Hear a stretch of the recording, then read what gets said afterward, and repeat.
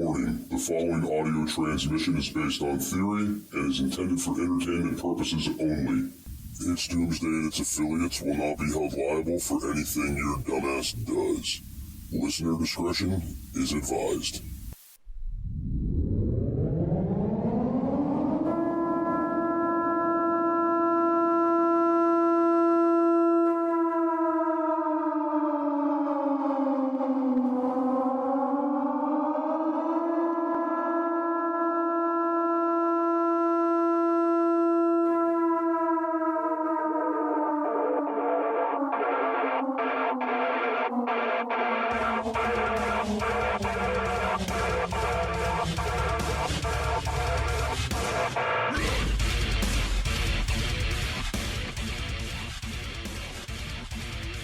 Welcome everybody to its Doomsday podcast. Today is Sunday, May 5th. Time is 15:22. The email, it's doomsdaypodcast@gmail.com.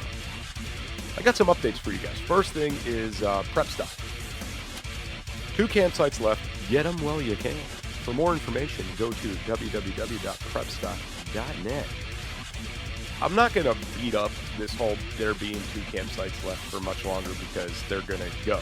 Right, but I just want to make sure that you, the listener, know what the status is of these. Okay, so moving on from that, any episode from the show that is not labeled Prepper Podcast in the beginning is now going to cost 99 cents to download and listen to. I believe that's what it's going to be, is 99 cents. The firm reason why is ReadyWise has been an affiliate of ours for a long time now. Our code has been canceled by ReadyWise, so we are basically advertising for them for free on the show. The new code is Doom10TEN. So all these past episodes that have ReadyWise's ad embedded within them are driving traffic to their website, and we're not getting any reward for it. Now, before you say, well, Jester, that's not right. What are you talking about? Well, okay, somebody took our code. They put it out there on some discount code website, so ReadyWise canceled our code. This really rubs me the wrong way because our code did approximately $40,000 in sales last year. Whoa, right? Whoa. So they are now getting that traffic for free, and I don't think that's right. The only way for me to counteract this and not totally screw everybody over is to simply make those episodes cost 99 cents. If you really want to go back and listen to something, pay the freaking dollar and go back and listen to it. I don't want this information to come down and not be available, but I also don't want them to be getting all these random people coming to the website who aren't staying informed, because you get a lot of new people into this show that see like, oh, here's an episode about bug out bags, or here's an episode about EMP, or here's an episode about this one particular conflict, or here's how to prep if you live in an apartment. They see one of these episodes, and that's the first one they download. That's the first one they listen to, not realizing that, hey, that code's no good, and we just drove them to that website. And now they're on there getting that free, they're over there, they're getting that free traffic, and there's nothing that we get out of it. So that's not fair. So from now until further notice, any episode that is not labeled Prepper Podcast will cost $1. I've been pre-planning this for a while, too, waiting on ReadyWise to kind of pull the trigger and fix this situation and make it right, since, I don't know, we did $40,000 in sales for them. But so far, they haven't. So that's where we currently stand. Now, I want to get into this further, potential conflict with China and what that may look like for you, the listener of the show, and the prepper. Because there's a lot of moving parts to, the World War side of this and the war with China side of this that most people don't talk about. Are you looking for something kick-ass to add to your closet? Reaper has the hookup for t-shirts, hoodies, button-ups, hats, beanies, and plenty of other badass products. You can check out Reaper Apparel Company at www.reaperapparelco.com and use code DOOM10 for 10% off.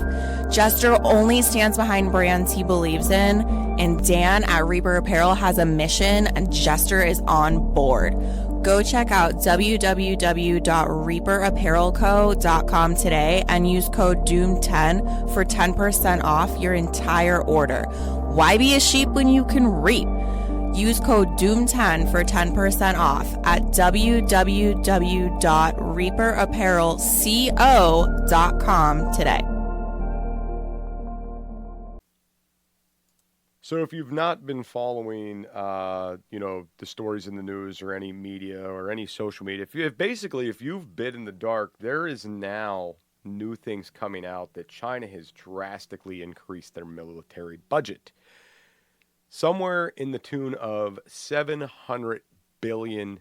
$700 billion with a B dollars. And that is a substantial increase, okay? It was never that big from my understanding from the things I've read. It's never been that big. And they have went up like threefold from where they were at. And if a country is going to do that, if their military is going to do that, it's either A, they see something coming and they know it and they're trying to get prepared for it, or B, they are planning something and they had to increase that proposed budget. Now, it could be very simple, and it might not be as bad as a picture I'm painting. I might be painting a really bad picture with this. It could be as simple as, China's seeing this Russian-Ukraine conflict, and they're seeing other conflicts arise, and they might just be sitting there thinking to themselves, we need to put more of a military budget over here, just in case something happens, we are prepared for it. However, my brain and the conspiracy inner workings of myself tells me that no, they're probably getting ready to cause a conflict. So they're like, hey, let's get this budget up now. That way, when we start this conflict, we have all the money we need and we don't have to divert funds, and we have all this money here now that we could start preparing for, right? That's kind of how I'm looking at it. So I don't really know a good place to start, in realm to show you guys what we would lose as soon as we would get into a great conflict with China. So I figured what I would do is maybe we would just kind of go with some of the items that are made in China and what effect it would have if we lost these items. So we're going to start with the first, probably the most popular thing that people would notice are the iPhones, okay? Some iPhones, not every single one of them, are manufactured in China. And some of them are assembled in China. They have parts from China, whatever. So the iPhones are pretty popular. Everybody likes the iPhones. And if those would cease to be produced, that affects our communications. You're not getting your upgrade. Maybe you have to switch over to an Android or a different device. Maybe you have to use an old device that doesn't work as well. Maybe it affects job performance, communication with your family, etc. Right? So the iPhone's a big one that I think everybody can be like, holy crap, I never thought about that. The next thing I would bring up would be the Nike shoes. Okay? And this is something that affects me in zero shape. Like, doesn't affect me at all. I don't buy Nike products. In fact, I can't stand Nike products. I don't buy them. All right, I think they're overpriced, trashy products, and they use child labor, and there's all these things that go on. I do not buy Nike. So this does not affect me. But if you're a person that's like, that's all you buy, you like brand specific, Nikes are your jam, things like that, maybe this affects you. But this is a very mainstream thing. So there's a lot of businesses in the U.S. that just sell shoes and make money off the retail side of Nike. Like, I mean, how many times have you been to, like, outlets and there's a Nike outlet and that's, it's all they sell is brand specific. Or you go to places like, I don't know what's out there anymore, like Foot Locker, things like that, and then you go there for your Nikes. Well, now they're taking a hit because they can't get product, right? So, Dell computers. Now, Dell computers is something that it's like, I don't know how bad that's going to affect things because I personally do not use a Dell computer, and I personally don't see a lot of Dell computers used. So even when I worked like in retail and stuff, a lot of things were IBM. But I don't know what else Dell computers makes and manufactures. So if you're someone out there that knows this and you use their products, this might affect you. Maybe we use Dell for different things within customer service to, make our phones run better. Or maybe that's what the power company uses to keep the lights on. I don't know. But what I do know is it's one more thing that's made over there.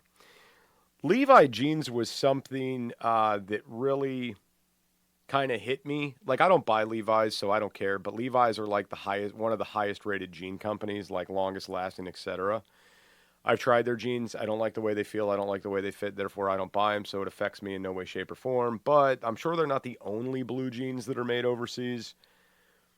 This particular company outsources some of its manufacturing to China, so they might take a hit. You might not be able to buy the jeans that you want, maybe. The next one on the list, I don't care at all about, but Barbie dolls. And kids' toys, I don't think are something that I'm really concerned with anyway. This is going to affect retail outlets, right? Like, this might affect sales a little bit at places like, Walmart or the occasional toy store if you see one, because I don't even see those anymore. Or maybe like Target, something like that, because they don't have that one product on the shelf anymore. And, I mean, yeah, it sucks the kids won't get the Barbie doll they want for Christmas or whatever, but at the end of the day, this is not like a make or break thing for me. The next thing on the list here, and I have one of these, is a KitchenAid mixer. Okay, and I could honestly live my life without a KitchenAid mixer, but this is something that you might not see on the shelves anymore.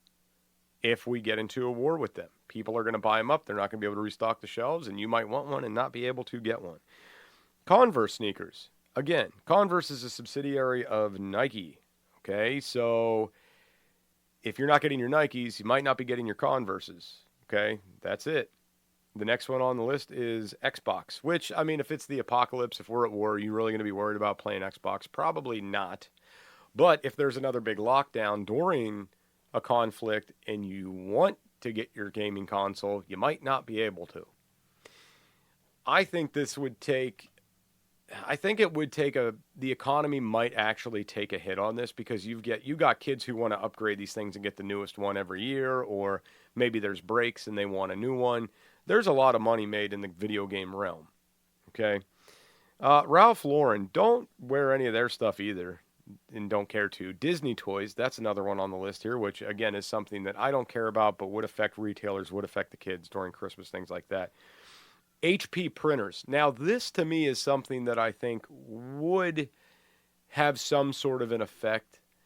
And the only reason I'm saying that is because if we get into any kind of a conflict where communications are limited, say servers are down, there's power issues, you might find people sending more things by U.S. mail, especially if our networks and things are compromised, or if like our email addresses are being consistently hacked.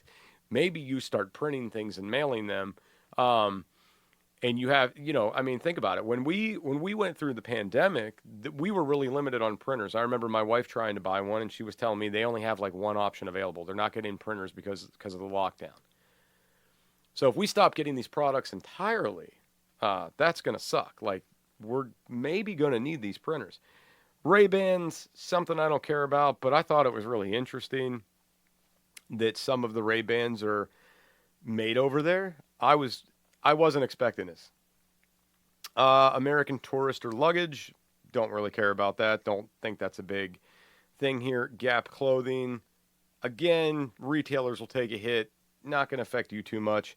MAC Cosmetics. Okay, this is something, the only reason I felt that it was interesting to bring this one up on the list is specifically because I know people that have bought MAC products like that was their favorite makeup. Okay? Fire is one of the most basic essentials for survival. Whether you're camping, hiking, or preparing for disaster, Blackbeard has your six. Go to www.blackbeardfire.com and utilize code DOOMSDAY for 10% off your entire purchase. Blackbeard offers stormproof matches, plasma arc lighters, fire starters, and ferro rods, all of which are great for your bug out bag. Once again, go to www.blackbeardfire.com and utilize code DOOMSDAY for 10% off your entire purchase.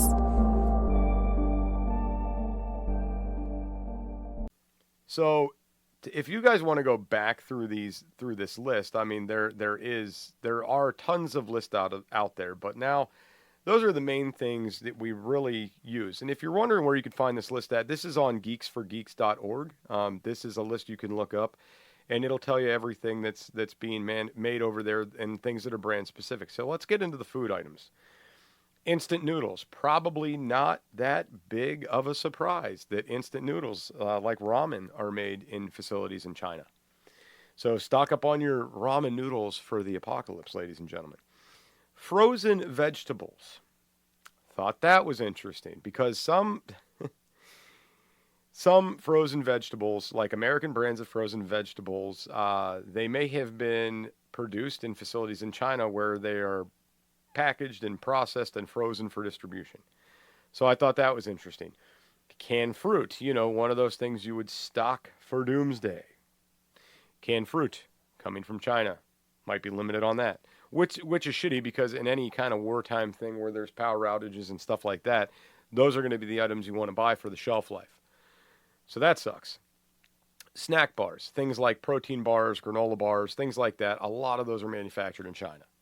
Again, a great shelf-stable food to have for the apocalypse. People might be buying those up, so you might not see those on the shelf. Sauces and condiments, things like soy sauce, barbecue sauce, different dressings, things like that are made and produced in China, then shipped to the U.S., okay? And then, just a lot of overall packaged snacks, chips, pretzels, crackers, all that kind of stuff is made and manufactured and packaged and shipped to the U.S. from China. Instant coffee, which, again, instant coffee is a great doomsday thing to have. Your instant coffee is fantastic. Also coming from China. Breakfast cereals. Now, this is something that doesn't affect me in any way because I really don't eat cereal, but the kids like it, so they would suck if I couldn't get the kids cereal, I guess. It's amazing when you start going through this list and you realize how many items are how reliant we are on them. How reliant we are on China. Your frozen foods, your frozen entrees, all your, ready-to-eat things you pull out of the freezer and pop in the microwave, a lot of those are made and shipped over from China. Packaged baked goods are another thing on the list. Your cookies, your biscuits, things like that are, the sweet treats. They're same thing. Packaged there, shipped over. And some of these things, they're not regionally specific to China. They might be made in a different country, then sent there for packaging, then sent over. Okay? And it's wild to me that a lot of people don't know this information. It's pretty crazy. So now think to yourself, we just went through all these common products that a lot of us use on a daily basis, and this isn't even scratching the surface on the items that we make here, that we package here, that we distribute here, that we specifically buy the packaging from China. So to give you kind of a general idea of the packaging from China and how much is actually taking place. I mean, I've talked about this for years with you guys, and we've talked about the idea of the milk cartons, the egg cartons, all these different packaging items, the bread bags, all coming from China. But here's a good article from Volza.com. Okay, so the United States the import data from the plastic packaging from China stood at 211.2 thousand, imported by 9,980 U.S. importers. So that's basically the companies getting this packaging. Okay, and it's pretty wild. I mean, go back and look through this article, and it has more of a breakdown.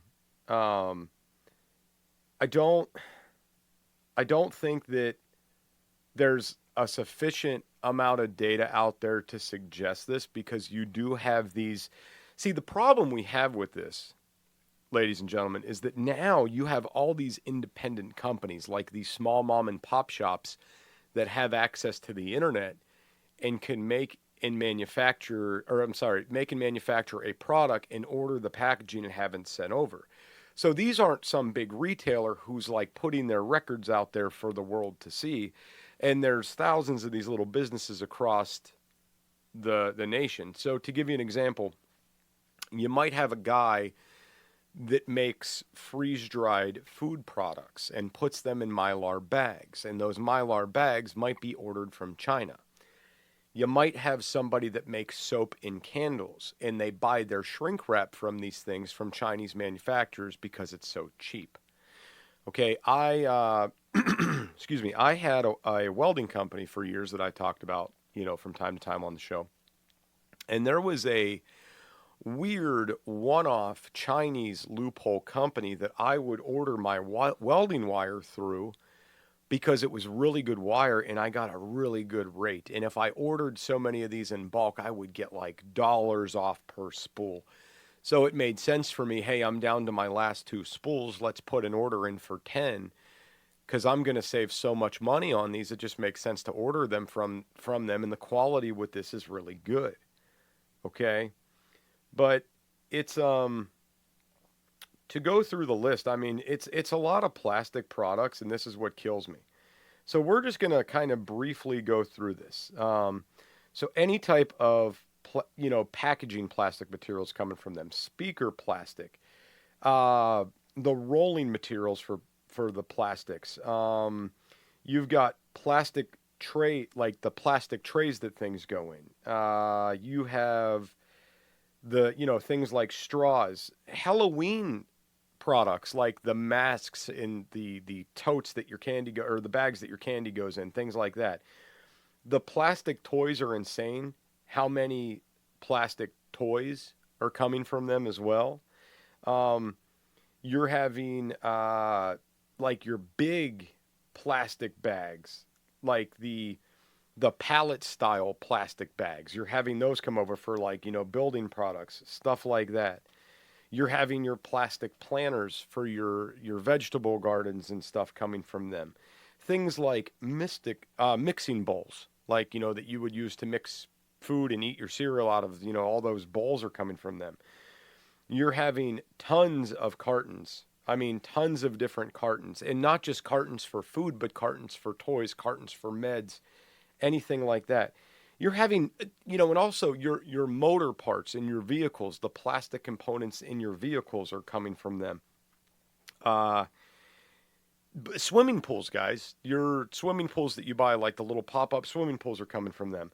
Any kind of like plastic pumping systems are somehow coming from them as well, whether it's like you're buying a new paint gun. If you're buying a new paint gun to say, paint your house with, you're buying like the plastic one from Harbor Freight or whatever, could be coming from China, along with like maybe water pumps, plastic water pumps you may buy are coming from them. Like you buy the stupid little solar pump from Amazon to circulate the water in your pond, something like that coming from them. And like little things you wouldn't think about, like your plastic beads for, necklaces and stuff like that, like different jewelry items is coming from them. The list is insane, guys. I mean, you could go down through this forever and just have your mind blown. I mean, you got to think everything in your home, from trash bags to the car you're driving, there's a hand in this somewhere from China. Okay? And that's what's wild. And we ourselves did this. We did this. And this is how we did this.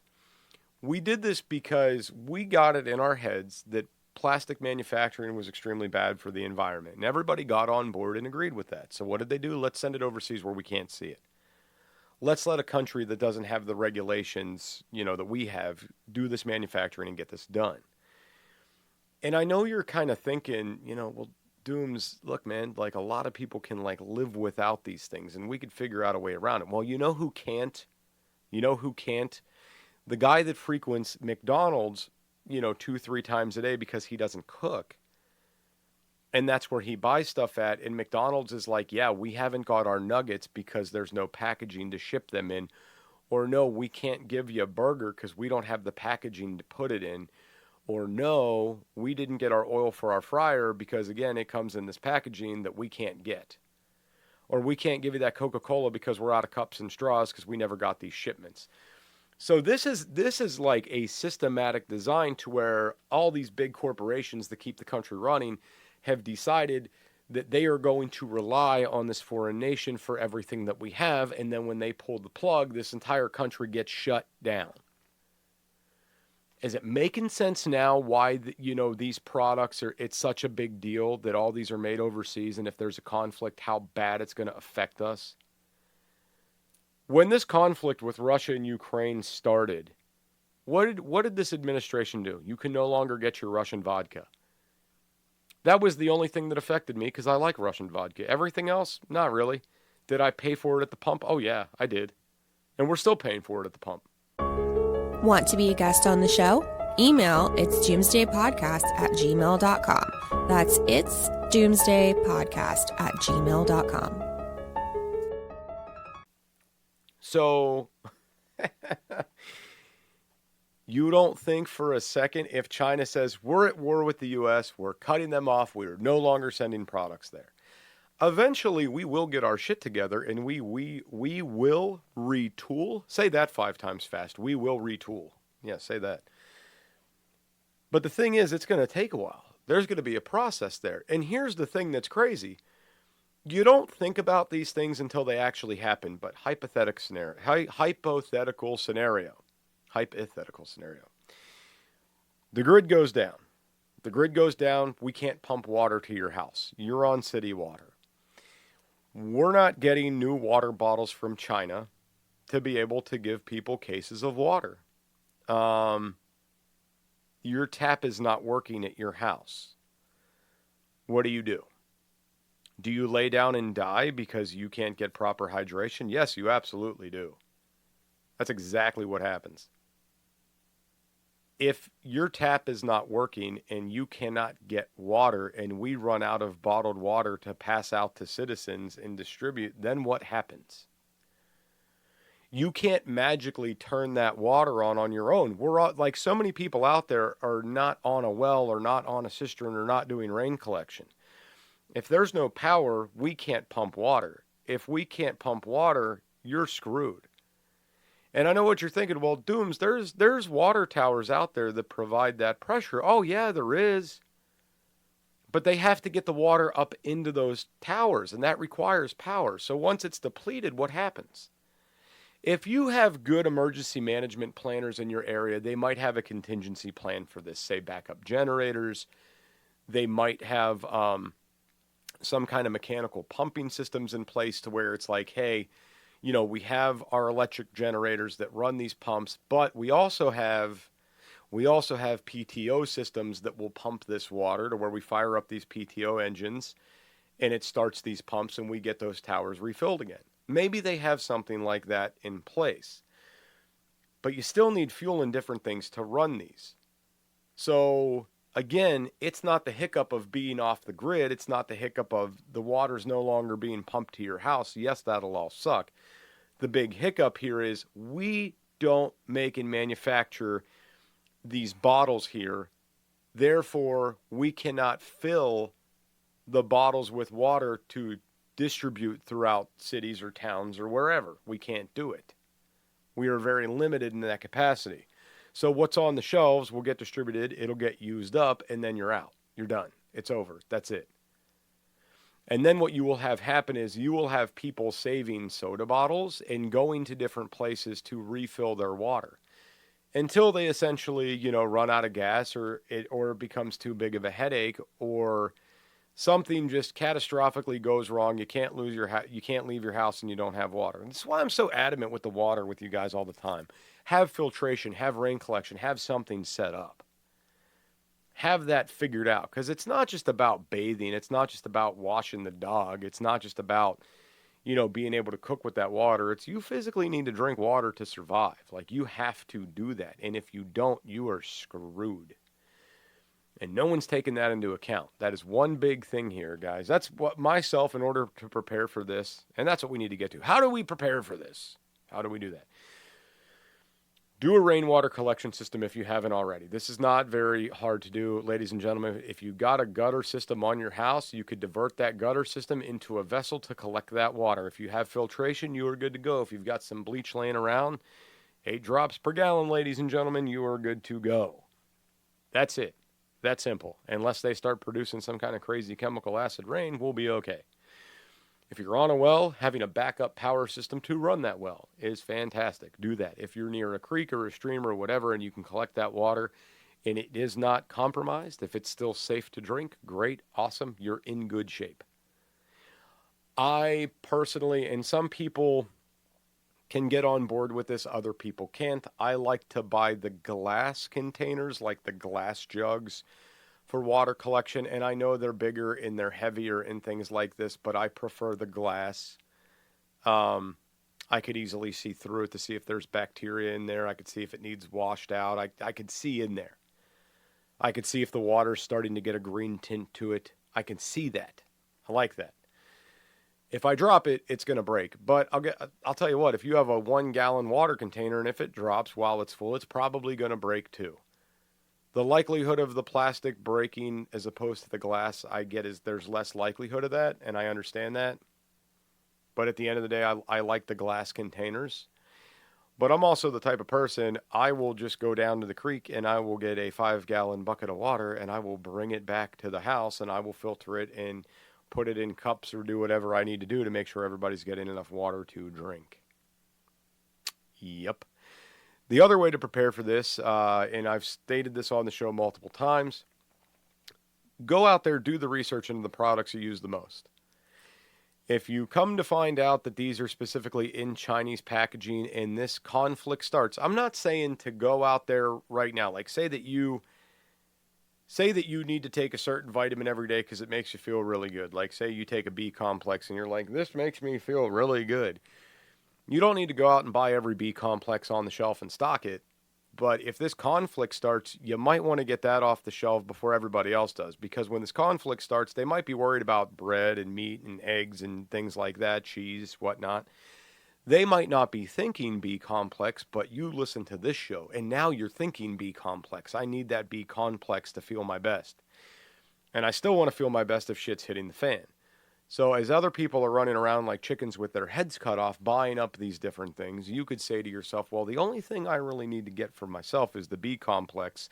Nobody else knows to buy that because it's coming in that packaging. You've done the research. You know that, so you're buying it up. Am I getting through to anybody, ladies and gentlemen? I freaking hope I am. Anyway. That's about all we got. A random update. Blackbeard Firestarters is supposed to be coming on the show here relatively soon. I don't know how far we are out from that. And ladies and gentlemen, this show might be stale for a little while now that I'm doing most of this on my own. Okay? I'll be bringing in guests from time to time, but if you haven't noticed lately, I no longer have a co-host for the show. That's all. Until the next time, ladies and gentlemen, stay safe, do your research, fact check everything. We will see you guys on the next It's Doomsday.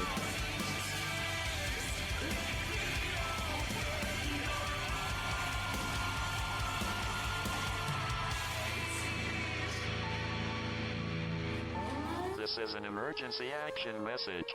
At approximately 1 a.m. Eastern Daylight Time, NORAD is tracking 15 ICBM nuclear missiles inbound to the following cities: Orlando, Miami, Pittsburgh, Dover, Newark, Richland, Philadelphia, New York City, Baltimore, Los Angeles, Las Vegas, Boston, Seattle, Detroit. This is an extremely deadly situation. Stay tuned. The next emergency message will be a presidential address.